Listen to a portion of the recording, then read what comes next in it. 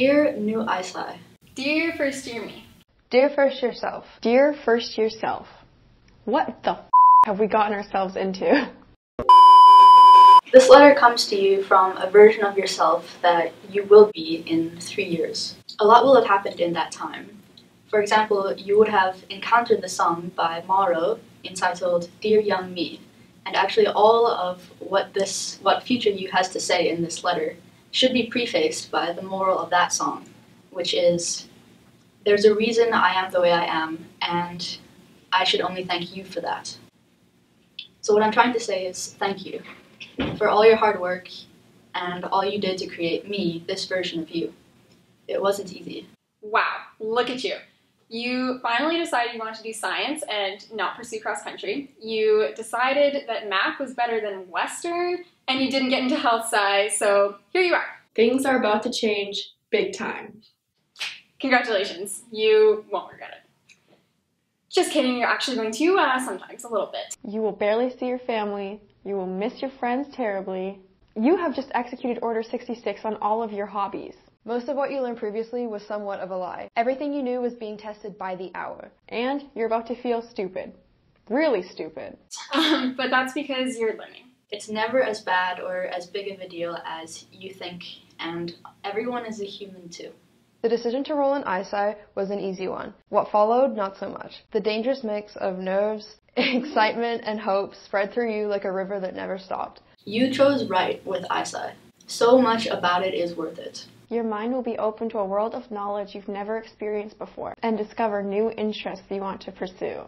A year ago, this was a dream, and now it's a reality. And along the way, you're actually going to realize that this is probably one of the best decisions that you ever made. All of these conferences, poster presentations, peer reviewing, grant writing, magazine articles, all of this is fantastic practice. Look at everything you've done so far. Those days look so small compared to the work you've completed. Since I was you, I know that what you really need is for someone to affirm some things. Tell you what you kind of already know, but are not really sure of. Basically, just instill some more confidence in you. You will be prepared for where you want to go next. You're going to learn that you don't want to go to medical school whatsoever. And that's A-okay. I know that you really thought you wanted to do that, but you don't.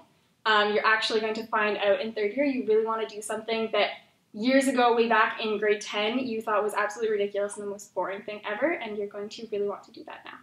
We say that science is a process, but growth is a process. Take a step back in order to step forward. Change your perspective. It's okay to stumble and experience failure. Pro tip, don't arrive on the integration quiz. It's literally called the integration quiz. Just like, integrate. You are going to learn that it's possible to fail and still do well. And trust me, you're going to fail a lot. And I mean, below 50% on a midterm, multiple times, going to happen. But your marks will be okay. Don't worry. I'm still here. I'm still here. Everything's good. Don't worry about that at all. Best kept secrets of undergrad are, without a doubt, the following. Go to office hours. You got into the habit during first and second year ISI math, but keep it up for all of your physics and math courses. It's literally a secret weapon. ISI is a hard program, especially in first year. So cut yourself some slack, be kind to George, stand up for yourself, and for the love of God, listen in class. You're going to learn that you really need to go to class. Go to science literacy, and sleeping in class doesn't count either. Trust me, third year self is going to thank you a lot. Your third year marks are going to thank you a lot. Just go to class, okay? Listen in class. It's not even hard. Just stop watching Netflix. With the sound off too. You've seen The Office 10 times. You don't need to see it again. Study on your own first to get as good a grasp on things as you can, but then get together with your friends and explain things to each other, teach each other. Never ever ever stay up late racking your brain against an assignment alone. Put multiple brains together. You're going to learn that the profs here are going to care more than you ever thought possible and more than your high school teachers ever thought possible. This goes for all of the research projects and weekly assignments and everything, to all of the real life stuff, and even giving you love advice, which was a little bit weird, but you know, we go with it. Eventually, you're also going to realize that not being in IB didn't set you back at all, and you're going to be really thankful that your school didn't offer it, because you got to do so many different things in high school that gave you such a different experience. And that's definitely going to make your time here a lot better as well. Don't listen to the voice inside your head that tells you not to do things. Don't reach out to that prof you don't have anything of value to give other than your enthusiasm. Don't ask to sit in on that meeting. You should wait until you're more informed about X, Y, or Z. Don't sign yourself up for that conference. Don't apply to that position. You're really not qualified and it's not going to go well. Well, honestly, don't listen to that voice. Like, really, really, really just do it. This is all scary now, but it's scary because it's real. Be courageous. Take on challenges that scare you. Let adrenaline take hold of the reins. You'll be surprised at how much you are capable of. You're in third year now, and it's been a long couple of years, trust me, but it's really worth it. You just learned so much. This program has been absolutely amazing for you, and you probably would have dropped out of any other program if you were at McMaster because lectures suck, and so do exams, but research is definitely what you love doing a lot more. You're going to learn that your concentration can change a lot. You are going to want to do biochem in first year, and then you're actually going to go into medical and biological physics for some absolutely ridiculous reason. You have no idea why, and then you're going to end up in biology, which is where you find a lot of your great friends and a lot of the things that you absolutely love to do here. You wanted to be the best you could be, the best student, friend, and athlete.